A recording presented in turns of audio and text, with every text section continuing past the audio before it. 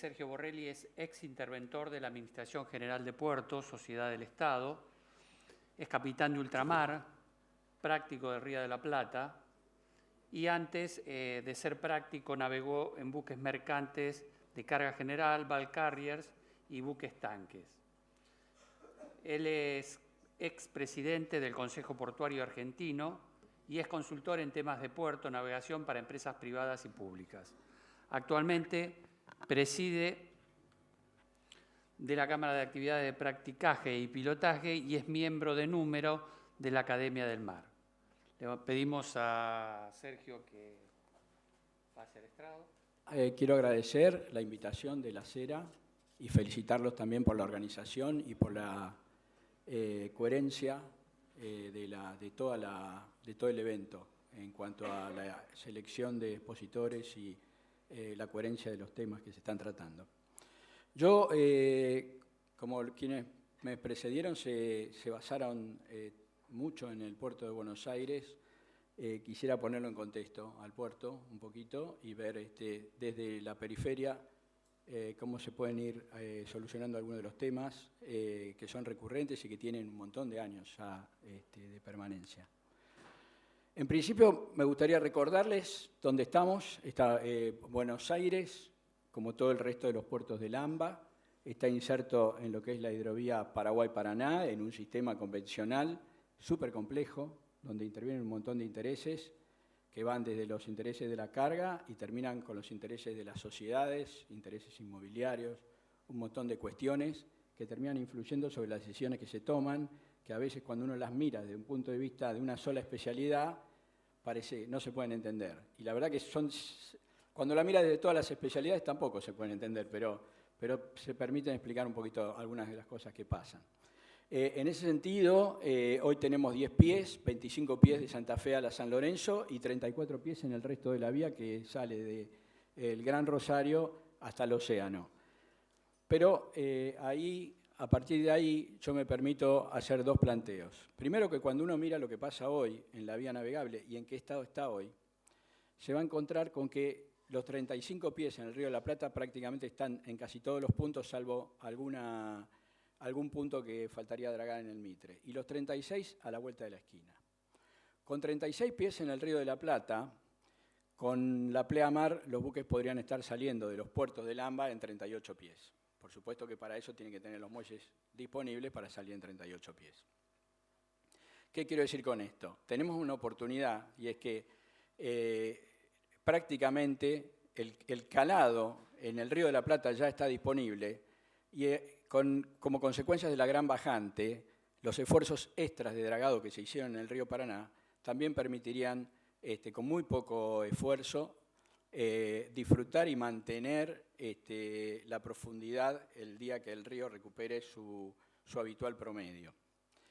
En particular, yo abono el salto de profundidad entre el Paraná y el Río de la Plata, cosa que se pudo ver muy bien cuando el río Paraná ahora tuvo bajantes y se fue a 31 pies, porque eso elimina la mayoría de las demoras que se producen por esa diferencia al llegar al Río de la Plata, que presupone que vamos a trabajar con la pleamar, y la pleamar lamentablemente está disponible solamente 2 veces por día. Con lo cual, un sistema de 600 kilómetros de largo, que es utilizado por 12, 14, 15 buques por día, que parecerían 600 kilómetros, que sobra espacio por todos lados, termina siendo un sistema súper congestionado cuando yo quiero pasar con todos los buques a la misma hora. Entonces tengo un cuello de botella que genera una serie de problemas.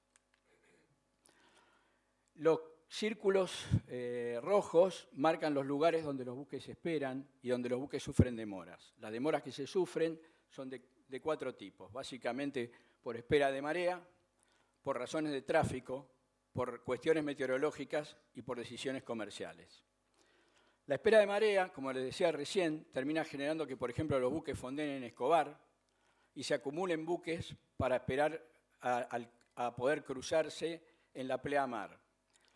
Pero las áreas de cruce, el canal en general es un canal de una sola vía y pasa a ser de 2 vías en muy pocos lugares. para poder cruzarse existen restricciones en la cantidad de buques que pueden pasar a la vez. De modo tal de que si uno, por ejemplo, espera con más de 5 buques, si se acumulan más de 5 buques en Escobar, el que llega a número 6 o 7 va a tener que perder esa marea y esperar otras 12 horas para disponer de otra marea, de una nueva oportunidad. De una nueva oportunidad que por ahí no se genera porque la marea no se cumple, porque viene un viento del noroeste que vacía el río, o porque existen otras cuestiones que hacen que la marea no termine siendo suficiente. En total se terminan generando, en promedio, para todos los buques en general, entre 8 y 10 horas de demoras por viaje. Para algunos buques esto es un problema, el caso de los bulk carriers, pero digamos que el bulk carrier tiene su viaje diseñado como para soportar determinadas demoras. Cuando hablamos de buques como los buques de pasajeros, o hablamos de buques como los portacontenedores, que tienen itinerarios bastante estrictos, esas 8, 10, 12 horas terminan siendo bastante catastróficas y pueden determinar lo que va a ocurrir en el puerto siguiente. Es decir, le pueden hacer perder la ventana de carga, el turno, en un puerto siguiente, por ejemplo, en Río Grande do Sul. ¿Cuáles son los pendientes que tenemos? Bueno, la profundidad adecuada para los distintos tramos, lo que les marcaba recién, las zonas de fondeo. ¿A qué me refiero con esto? Las zonas de fondeo tienen que servir a los muelles a donde va destinado el buque. Si yo le dijera que voy a fondear un buque en Río Grande do Sul, esperando para entrar a Buenos Aires, ustedes me dijeran que creerían que estoy mal de la cabeza. Cuando un buque fondea en Recalada, esperando para entrar a los muelles de Rosario, se encuentra a 36 horas del muelle, que es más o menos lo mismo que si estuviera fondeado un buque que va a Buenos Aires en la rada de Río Grande do Sul. Las radas tienen que estar disponibles próximas a los muelles porque hay solamente 3 lugares donde poner los buques en un sistema. En el canal navegando, en los muelles operativos y en las áreas de fondeo. Por otro lado, los sistemas que se utilicen para disponer de esos muelles y aprovecharlos tienen que ser lo suficientemente operativos para que no existan, como existen en el caso de Rosario, un montón de horas ociosas esperando el único dato de altura del río que se va a utilizar todos los días a las 10 de la mañana. Con lo cual existen un montón de terminales que a las 10, 12 de la noche interrumpen sus operaciones esperando ese dato del día siguiente para completar el buque, con el consiguiente espacio ocioso que queda donde poner barcos, y eso nos termina haciendo reclamar más área de fondeo, y como tendemos a acumular los buques para que se crucen todos juntos, cada vez más largas y más complicadas las zonas de cruce, pero además complica la navegación, es decir, genera situaciones de cuasi accidentes, genera un montón de problemas que lesionan la seguridad de la navegación.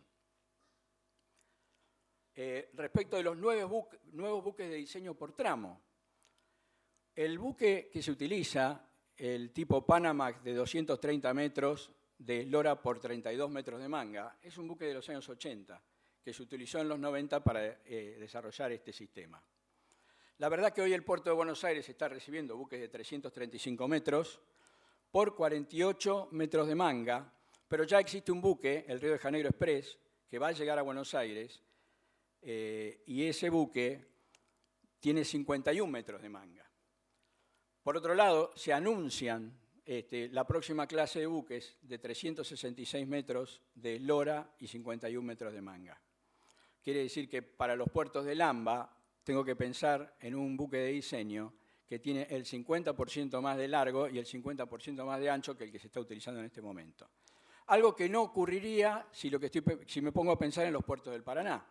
Quizás para el Paraná, y con las restricciones y las problemáticas que tiene y el tipo de buques que remontan el Paraná, un aumento de las esloras de 230 a 255, 260, cuando uno mira las clases de buque, y un aumento de la manga entre 38 y 40 metros, ampliaría el abanico de buques disponibles para seleccionar, para llevar la cosecha, y ampliar el abanico no solo tiene una ventaja comercial desde el punto de vista de que se mejora la cantidad de carga que se puede llevar en cada viaje, sino también amplía la oferta de buques de las cuales se puede elegir para determinado viaje, y esa oferta de buques varía según las estaciones y según los intereses en los distintos países en el mercado internacional, y puede ocurrir la paradoja que un buque más chico termine costando más caro que un buque más grande que en ese momento no está demandado por el mercado internacional. De modo que aumentar la eslora también significa aumentar la oferta en el mercado de buques que se pueden utilizar.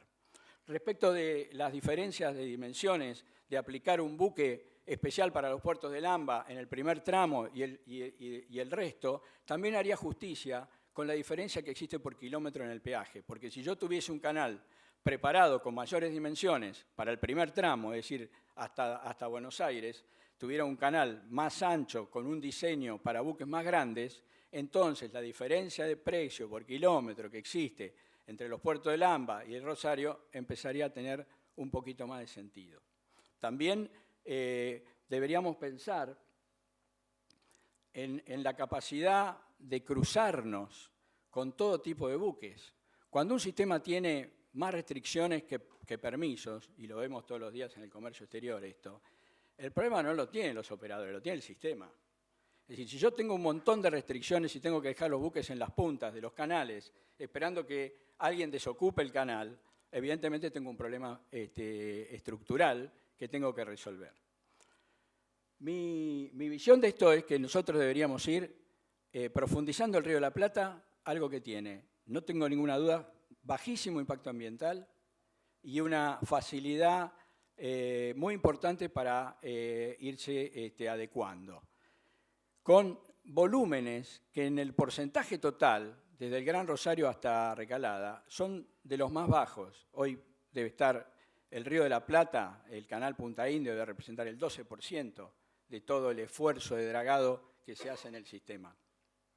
De modo que también se puede pensar, como se dijo y como lo trabajamos en el puerto de Buenos Aires durante mi administración, en un puerto alternativo de aguas profundas que permita hacer los completados de todos los buques y hacer un puerto multipropósito, pero también se puede pensar en completados a flote, es decir, terminar de completar algunos buques en zonas del Río de la Plata que por tener los canales a mayor profundidad eviten tener que ir con el río Paraná a mayores profundidades y de alguna manera sacar buques completos del sistema. Bueno, tenemos una oportunidad en este momento que se está dando, que es, tengo al Estado contratando al Estado, y como se dijo antes, AGP tiene una reserva de técnicos que el resto del Estado en general no tiene, al menos en esta especialidad. Tenemos y hemos tenido durante estos 2 o 3 años una baja sedimentación que generó la oportunidad de disponer de dragas que no se necesitaban utilizar para dragar los pasos críticos porque el río no se llena con tanta velocidad como se llenaba en las épocas normales, y eso permite hacer obras complementarias que estuvimos durante la concesión 25 años esperando hacerlas, pero que estaban fuera del pliego.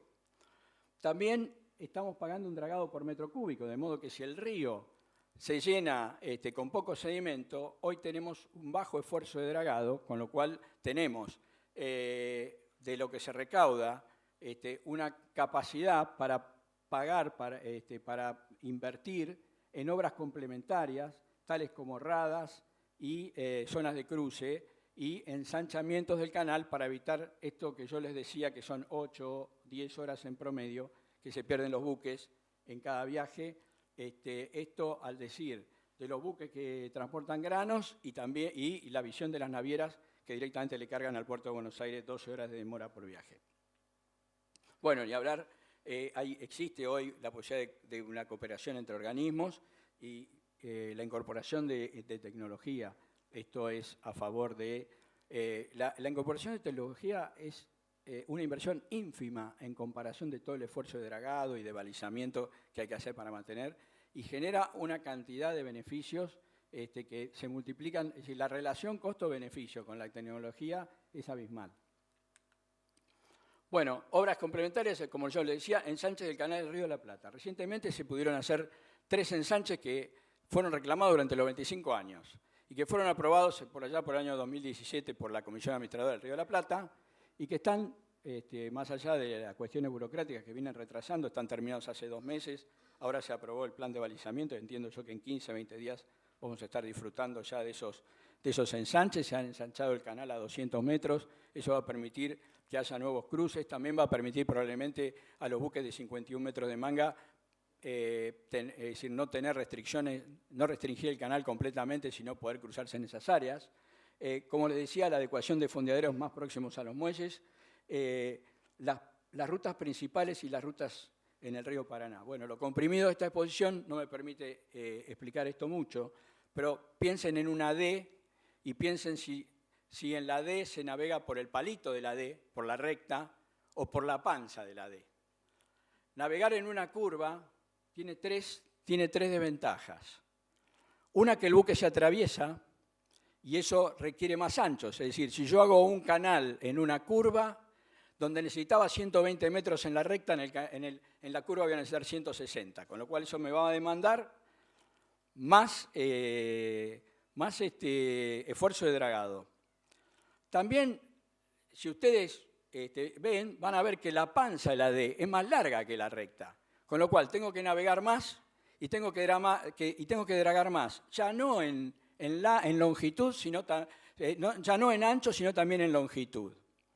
Y lo otro que ocurre es que si el río se quiere ir por la recta y yo lo contradigo y quiero seguir dragando en la panza, digamos, de la curva, también tengo otro esfuerzo de dragado adicional, porque ahí es donde más va a sedimentar el río. Es decir, hay tres razones por las cuales hay que ir urgentemente a no contradecir el río y a no contradecir las reglas de la navegación. Porque un buque atravesado es un buque cuya navegación es mucho más peligrosa, corre más riesgo de varadura y tampoco los buques se pueden cruzar en una curva, con lo cual están obligados, en el caso de las curvas, a esperar en las puntas, con la consiguiente demora para el buque que espera.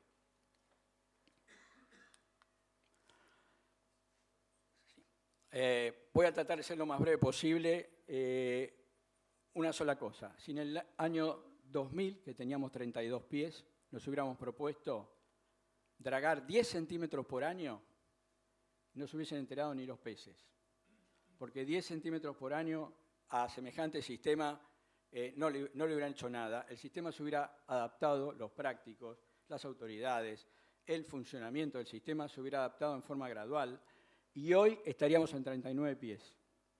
A lo mejor 39 pies en el Río de la Plata, a lo mejor hubiéramos detenido antes, pero en tiempo real y comprobado, en función del comportamiento del río, hubiéramos podido comprobar cómo reaccionaba el sistema y a lo mejor el río Paraná hubiera parado antes. Lo cierto es que hoy estaríamos disfrutando con algo que se hubiera pagado prácticamente solo, porque cuando uno va a hacer una obra de apertura tiene que desplazar las dragas, hacer una obra importante, traer dragas adicionales, mientras que si yo utilizo las mismas dragas para dragar un poquito cada año, me ahorro el costo de posicionamiento, el estrés que significa para todo el sistema, es decir, se podría haber hecho. No se puede recuperar, pero se puede pensar que para el futuro esto se podría hacer. También es cierto que hay que pensar para el futuro en cierta flexibilidad. Hoy se habló de flexibilidad para las licitaciones en el puerto de Buenos Aires, pero también hay que pensar en cierta flexibilidad para poder hacer un mantenimiento del canal, donde si existen obras complementarias, si el buque de diseño cambia, si pasan cosas que hacen que se requieran cambios, la rigidez del pliego no termina afectando el sistema. Otra cuestión, se habló de transbordos, y se habla de transbordos, y en algunos casos la tendencia es inevitable. Y para el transbordo se van a necesitar un tipo de buques que la Argentina, desde el punto de vista de su marina mercante, está en condiciones de proveer. Yo realmente estoy de acuerdo en que esto lo tiene que decidir la carga, pero también creo que esas decisiones deberían ser llevadas a cabo con opciones en donde también la opción argentina a precios internacionales estuviera disponible, porque no me gustaría quedar en manos del transbordo, depender de puertos de otros países y entre todas las alternativas que tengo para hacer ese transbordo no tener ninguna opción local. De toda esa carga que salió, el 0% salió en buques de bandera argentina, es decir, 90 millones de toneladas en el año 2020, ni una sola tonelada se transportó desde los buques con destino internacional en bandera argentina. Por otro lado, los 22 millones de toneladas que navegan en promedio los años normales por el Paraná de Santa Fe al norte, tienen una participación bajísima con la bandera argentina. Un 11% en el caso de los remolcadores y un 9% en el caso de las barcazas. ¿Cuáles son los desafíos para los puertos argentinos? Obviamente también para el de Buenos Aires. Falta bodega de bandera. Esto conspira en un momento determinado con el desarrollo de los puertos del interior, en virtud de la ley de cabotaje, que obliga a utilizar la bandera argentina entre dos puertos argentinos, pero también conspira con los intereses del puerto de Buenos Aires, que en un momento determinado no puede recibir a los buques porque no existe una bandera barata, de modo tal de que los buques terminan yendo a Montevideo y en el caso del sur están haciendo transbordo también en Montevideo y en Río Grande do Sul, básicamente para evitar tener que subirse a un buque de bandera argentina, que hoy es más caro, básicamente por el tratamiento que le da la ley, la reglamentación que existe, que lo pone en condiciones desiguales respecto a otras banderas internacionales. Bueno, regímenes aduaneros que también desalientan el transbordo en el puerto de Buenos Aires, la falta de profundidad, que fue el leitmotiv de toda la mañana, problema de conectividad y costos laborales. Esto es lo que llevó a la concentración de navieras, a las alianzas. Cuando los buques se agrandan, barren con los buques más chicos y son un negocio estupendo si van llenos. Cuando van vacíos son una muy mala noticia. Esto obligó a las navieras a formar alianzas para asegurarse bodegas completas. De todo lo que se dijo hoy, yo querría hacer una aclaración. Es cierto que los buques con este calado, con el calado local, no podrían cargar más del 25%. También es cierto que nosotros somos cola de carga y que en realidad no podríamos ocupar 50, 70, 80%, no nos dan ese espacio de bodega para poder cargar. Es decir, en cada viaje se hacen agregados menores, porque el viaje básicamente se carga en Brasil. Ahora, hay una cuestión real. Si el Río de la Plata fuera a 39 pies, que eso significa 41 en pleamar, bueno, ahí el sistema gana tiempo para también ver cómo termina esto y gana tiempo básicamente para hacer inversiones, como por ejemplo la que planteó Daniel Caso hoy, de un puerto de aguas profundas. Termino ya, simplemente quiero ser gráfico con esto. En el año 2010, 27 servicios directos tenían los puertos del AMBA al resto del mundo. Hoy tenemos entre 8 y 9 servicios directos. Es decir, el transbordo es una realidad acá y en el mundo. ¿Se transborda en Brasil? Sí, pero también se transborda en Rotterdam y Hamburgo para llegar a San Petersburgo, o se transborda en algún puerto del Asia para hacer la distribución. El transbordo es una herramienta que se utiliza mucho en el mundo, que encarece los fletes, van a encarecer seguramente los fletes, es una decisión más de las navieras que de la carga, sin duda, y que nosotros tenemos que resolver si lo queremos dejar todo en manos de terceros, puertos, el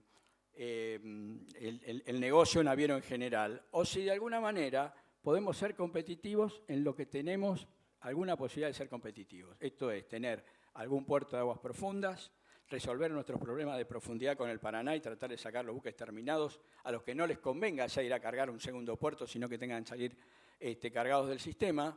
Y por otra parte, participar en el negocio del transbordo, que ya que va a existir como un sobrecosto, quede de alguna manera en la Argentina. Para esto, ¿qué hay que hacer? Es muy simple.